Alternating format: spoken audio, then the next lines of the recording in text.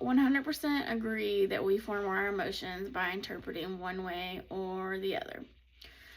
Now, I say that kind of cautiously because due to an anatomy and physiology class I took, we kind of learned how the brain processes events and how we interpret those. So the process is the amygdala is our innate reactions, and it processes like your heart rate, your blood pressure, things like that.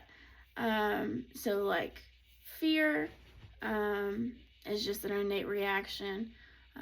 You get warm, you tense up. I mean, you can run from a bear really fast, and you're not really scared or shaken at the knees until later when, maybe hopefully you get away from the bear and you can process that emotion. And that processing comes from the hippocampus, and that's like pulling all of our memory context to form the emotion. So maybe you've seen like National Geographic, and the people stand pretty far away from the bears. They don't really interact with them very much. They may say something like they may be dangerous or whatever. And that knowledge forms our reactions and how we would feel about that situation. Also, in our innate reactions, you have to consider babies, because their memory is quite limited, right? They're a year old or whatever, and they don't have the context to form those emotions. But yet, when they're hungry, need to be changed, tired, whatever, there's a problem, they cry. So we have to consider that they're not really doing much interpreting. It's just something that they already know. Being loud, crying, throwing a fit, whatever, will get them the attention that they need, and hopefully the parent will meet their needs. And then there are some complicated emotions like betrayal and blended emotions. So anti-abortion laws, a lot of people are feeling betrayed, maybe fearful,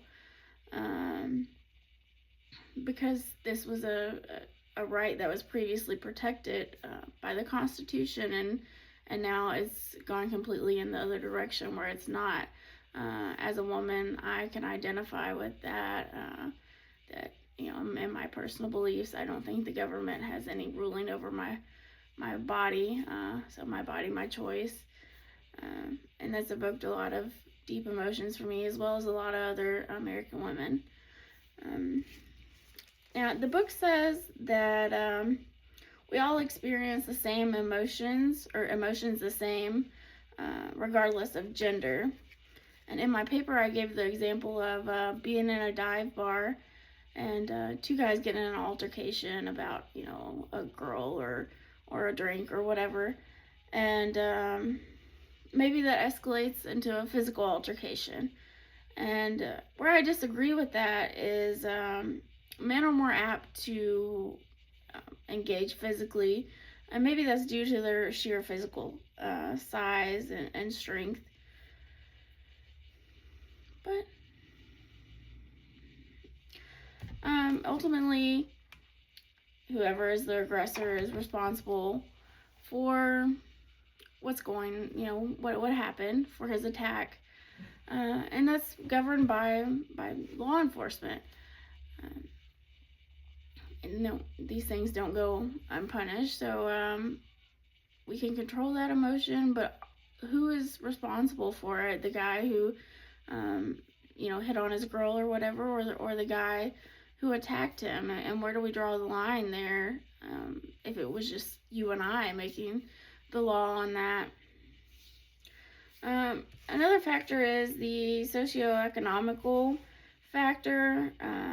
You may be fearful if you're out of your norm, like going to a tea party and there being fine china that is very expensive and you could break, or encountering someone that's potentially homeless, and maybe you try to be helpful or talk to them nicely or in a certain way to avoid maybe being robbed. I don't want to label all homeless people like that, but it is typical among the population.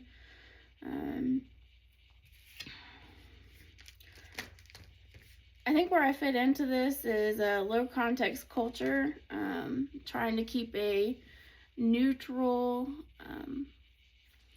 opinion about everything, a neutral emotion. And I try to do that when I interpret other people's emotions, like maybe they didn't mean that, or they're just having a busy day. There's a lot of other factors that play into our reaction. So when I'm speaking and I'm the speaker, I try to use information-based responses or commands to mitigate any emotional responses, and that seems pretty helpful in the workplace. And perception checking, like, so taking the time to say, what are they having a bad day, or am I interpreting this the wrong way due to my prior experience? What is the actual message that they are trying to convey? So overall, I think, yes, we form our emotions by interpreting one way or the other. As the responsibility of us to act a certain way towards people is, for the most part, our own decision.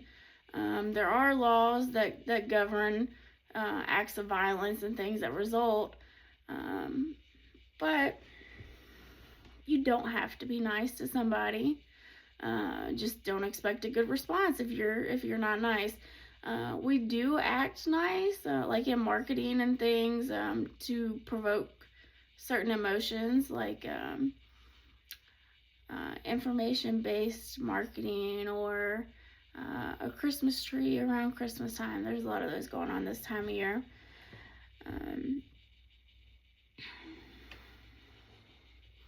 And yeah, so be nice if you want people to be nice to you. That's all.